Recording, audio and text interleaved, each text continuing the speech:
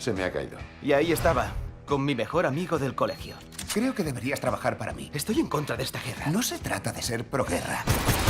Se trata de ser pro pasta. I think one of the best things of the film is the chemistry between you two. How does it work? How is it born? Before the movie, or do you have to work it out? We didn't have a lot of rehearsal. For this movie, we kind of, once the schedules all came together, I was doing something, Jonah was doing something. By the time it all came together, you know, we were on a plane to Romania.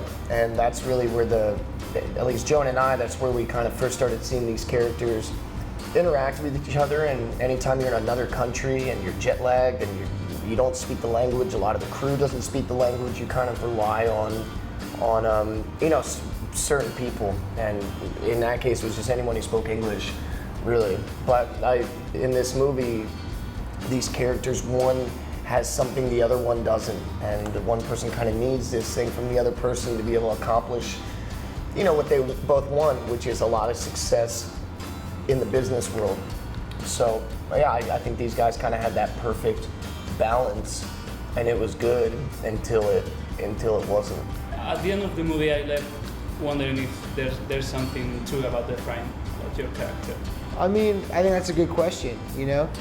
I don't know, I think you kind of only see of him what he chooses to show you, you know? And that's pretty dangerous, you know, that's pretty scary. What I loved was the laugh, your laugh. Oh, cool, thanks. How did you come up with it? We were getting close to shooting, and then, you know, just felt there was like a piece missing from the character, and I thought of people I met, you know, anyone who met him said if you met him once, you never forgot him, and I thought of people in my life I met once or twice who I never forgot, and a lot of times it was because of their laugh, so I tried to think of a laugh for this person that matched who they were, that was also very idiosyncratic, just like its own thing. Have you met the real guys in real life? David actually has a small cameo in the film. He's the guy who's playing the guitar in the nursing home. He's playing Don't Fear the Reaper for all the elderly folks. And so yeah, by the time I met him, we had already been filming for a little bit, but I know that Todd absolutely used David as a resource when he was the only available one, you know. I read that you ended up at the hospital while filming The Wolf of Wall Street because of the fake cocaine. And then there you go again in this movie. Are you afraid of it? Are you addicted? Are you afraid of fake cocaine?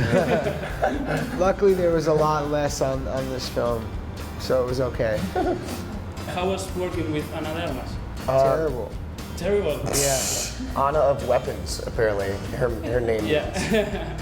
She's great. It's perfect. Yeah, Is that like a badass name here too? I mean, Oh, you never heard that name before? No, Yeah. Ana de Armas. Yeah, because it sounds like in America her name was like John Machete or something like that. You John know? Machete. That's a badass name. Yeah. My name is Anna AK-47. Anna's great, and the part was not written for her. You know, a lot of the time, yeah, parts are written for a certain ethnicity, and Anna came in and just totally changed that. The character was not supposed to be, you know, Cuban American, Spanish American. In real life, is not. So that just is a credit to her acting. You know, here's somebody who doesn't have as much, you know, as big of a foundation with the English language, and here she is playing this part and beat out a lot of girls for it. And you know, as soon as I read with her, me and Todd both looked at each other, and we knew pretty much immediately that she was going to be the girl. No soy mal tío, pero en ciertas ocasiones tengo que preguntarme, ¿qué haría un mal tío? ¿Es seguro ir a Bagdad? Muy seguro.